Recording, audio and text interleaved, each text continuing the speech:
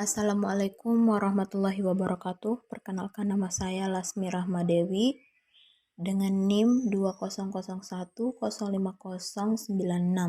dari kelas 3D Tadris IPS Ekonomi. Saya di sini akan menjelaskan tentang sistem pemerintahan pada masa demokrasi parlementer yang terjadi pada tahun 1950 sampai dengan 1959. Demokrasi parlementer di sini yang dimaksud ialah sistem pengorganisasian suatu negara dengan memberikan tanggung jawab kepada lembaga legislatif untuk membentuk kabinet kerja serta melakukan pemilihan presiden dan wakilnya. Sistem parlementer ini cenderung lebih dekat kepada kekuasaan yang diberikan oleh rakyat. Sistem ini juga disebut dengan demokrasi liberal karena sistem demokrasi parlementer menganut prinsip-prinsip liberal. Lembaga legislatif yang dimaksud di sini ialah salah satunya yaitu DPR, di mana di sini yang berkuasa adalah yang pertama DPR RI, DPRD Provinsi Nusa Tenggara Barat, dan DPRD Kabupaten Lombok Tengah. Itu misalnya adalah salah satu contoh lembaga legislatif, yaitu sistem pemerintahan yang mengatur suatu negara. Sistem demokrasi parlementer ini digunakan oleh beberapa negara di dunia seperti yang pertama yaitu Inggris, India, dan salah satunya yaitu Indonesia juga pernah menggunakan sistem demokrasi parlementer, yaitu pada tahun 1950 sampai dengan 1959. Sistem pemerintahan pada masa demokrasi parlementer yang akan saya bahas di sini yaitu sistem pemerintahan demokrasi parlementer yang pernah digunakan di Indonesia yaitu setelah masa kemerdekaan, yaitu pada tahun 1950 sampai dengan 1959. Pada masa demokrasi parlementer yang terjadi mulai tanggal 17 Agustus 1950 sampai dengan 6 Juli 1959. Pada masa demokrasi ini, undang-undang yang digunakan sebagai landasan hukum negara Indonesia adalah Undang-Undang Sementara 1950. Sistem pemerintahan negara menurut Undang-Undang Dasar Sementara 1950 adalah sistem parlementer, artinya kabinet disusun menurut perimbangan kekuatan kepartaian dalam parlemen. Presiden hanya merupakan lambang kesatuannya saja. Dalam sistem ini, parlemen sangatlah berkuasa. Apabila kabinet dipandang tidak mampu menjalankan tugas, maka parlemen segera membubarkan kabinet tersebut. Sistem kabinet yang digunakan pada masa demokrasi parlementer ini adalah Zakon Kabinet. Zakon Kabinet adalah suatu kabinet yang para menterinya dipilih atau berasal dari tokoh-tokoh yang ahli di bidangnya, tanpa mempertimbangkan latar belakang partainya. Kabinet-kabinet pada masa demokrasi parlementer silih berganti dari tahun 1950 sampai dengan 1959.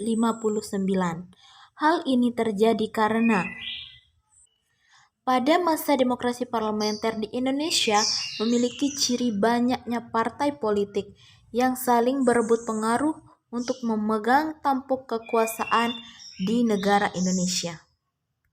Selain itu, jatuh bangunnya kabinet membuat program-program kabinet tidak dapat dilaksanakan sebagaimana mestinya. Itu adalah beberapa latar belakang silih bergantinya kabinet pada masa demokrasi parlementer.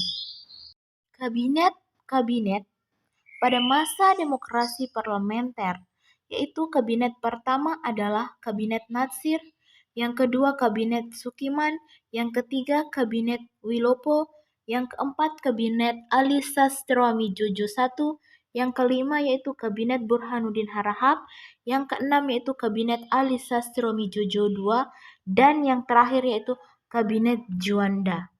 Sistem kepartaian yang dianut pada masa demokrasi parlementer di Indonesia adalah sistem multipartai, yaitu suatu sistem kepartaian yang memiliki banyak partai politik. Partai-partai yang ada pada masa sistem demokrasi parlementer ialah Majelis Syuro Muslimin Indonesia atau Masyumi, Partai Nasional Indonesia PNI, Partai Sosialis Indonesia PSI, Partai Komunis Indonesia PKI, Partai Buruh Indonesia PBI, Partai Rakyat Jelata PRJ, Partai Kristen Indonesia Perkindo, Partai Rakyat Sosialis PRS, Persatuan Marhain Indonesia atau Permai, yang terakhir yaitu Partai Katolik Republik Indonesia atau PKRI. Pada masa demokrasi parlementer ini, masa di mana Indonesia pertama kali menerapkan sistem pemilihan umum pada tahun 1955. Video ini menjelaskan bahwa tata cara pemilu pada tahun 1955. Tata cara ini tidak jauh berbeda dengan pemilu pada tahun 2019, yaitu pada pemilihan umum presiden dan wakil presiden serta DPR RI, DPR provinsi, dan DPR kabupaten. Pemilihan umum 1955 terjadi 2 tahap, yaitu tahap pertama dilaksanakan pada 29 September 1955 dan tahap kedua pada 15 Desember 1955. Pemilu tahun 1955 berhasil diselenggarakan dengan lancar dan stabil. Pada masa demokrasi parlementer terjadi gangguan keamanan, seperti pergolakan-pergolakan yang dilakukan di setiap daerah atau pemberontakan-pemberontakan yang dilakukan setiap daerah, yang disebabkan karena silih bergantinya kabinet dari tahun ke tahun pada masa demokrasi parlementer. Selain itu, para wakil rakyat terpilih hanya memperjuangkan partainya masing-masing, sehingga pergantian kabinet terus terjadi yang melatar belakangi terjadinya pergolakan-pergolakan di setiap daerah. Pemberontakan atau pergolakan-pergolakan yang terjadi pada masa demokrasi parlementer antara lain yaitu pemberontakan Angkatan Perang Ratu Adil, pemberontakan Republik Maluku Selatan, pemberontakan Andi Aziz, dan pemberontakan PRRI dan Permesta. Pemberontakan tersebut mengakibatkan terjadinya permasalahan ekonomi pada masa demokrasi parlementer pada masa itu, yaitu di mana permasalahan ekonomi jangka pendek dan permasalahan ekonomi jangka panjang. Permasalahan ekonomi jangka pendek yang dihadapi pemerintah Indonesia ialah meningkatnya biaya hidup akibat dari pemberontakan-pemberontakan yang terjadi di setiap daerah.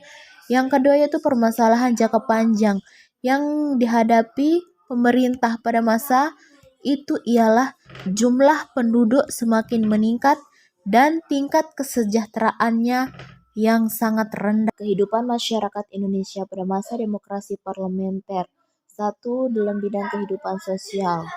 Meningkatnya angka kemiskinan dan pengangguran akibat pergolakan-pergolakan yang terjadi di setiap daerah. Yang kedua yaitu dalam bidang pendidikan, yaitu terbentuknya pendidikan di Indonesia seperti Universitas Andalas di Padang, Universitas Indonesia di Jakarta, dan lain sebagainya. Yang ketiga yaitu dalam bidang kesenian.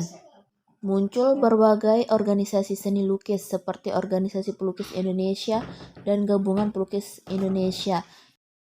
Hanya itu yang bisa saya sampaikan. Kurang lebihnya mohon maaf. Wassalamualaikum warahmatullahi wabarakatuh.